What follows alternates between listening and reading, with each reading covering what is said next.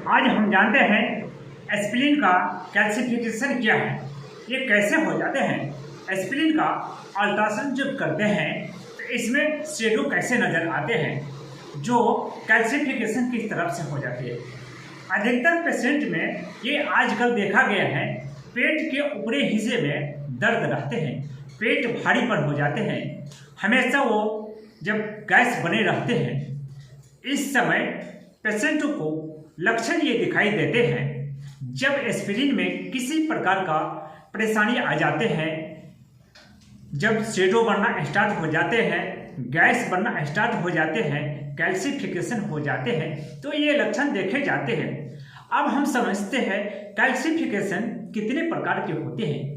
Calcification ये कई प्रकार के होते हैं। जो एस्पिरिन का कैल्सिफिकेशन होते हैं, जब सोनोग्राफी रेडियोलॉजिस्ट डॉक्टर के पास में जाते हैं, सोनियोग्राफी का जब मेजरमेंट करते हैं, तब उस समय जो लीवर के बिल्कुल निकट पास में ही जो एस्पिरिन होते हैं, उसका जो इमेज आते हैं हमारे जो अल्ट्रासाउंड का मॉनिटर होते हैं, उस पर जो कैल्सिफिकेशन देखे जाते हैं वो अधिक चमकदार होते हैं। उसमें क्या होते हैं, राउंड शेप के जो कुछ बने आते हैं जो काफी चमकदार होते हैं, जो कैल्सिफिकेशन कहते हैं।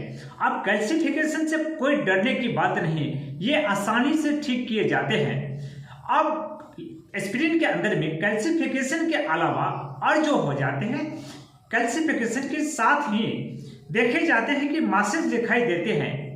जब कैल्सिफिकेशन बनना स्टार्ट हो जाते हैं, कुछ दिनों तक जब वो बने रहते हैं, तब शेडो दिखाई देने लगते हैं, शेडो बन जाते हैं। तब कुछ परेशानी की बातें होते हैं कि ये कैल्सिफिकेशन पेशेंटों का कम से कम 15 दिन से 4 महीने से अधिक से ये कैल्सिफिकेशन बन रहे हैं, जिसके कारण अब शेडो बनने जा रहे हैं। जब शेडो बन जाते हैं तब भी पेशेंटों का डरने की कोई बात नहीं है। अब तीसरा जो पॉइंट है, जब एस्पिरिन में स्टोन बन जाते हैं, तब पेशेंटों की चिंता की बात है, डरने की बात है, उनको और डॉक्टर की दिखाना अति आवश्यक है। ये जो वीडियो बनाए हैं केवल हम अनुभव पर्पज से बनाए हैं, न किसी दवा का प्रचार करने हैं, न किसी का इस अनुभव से खुद का प्रैक्टिस करने का या खुद का मेडिसिन चलाने का आप प्रयोग करें। मैं डॉक्टर नागेंद्र कुमार, आराधना हेल्थ के लिए।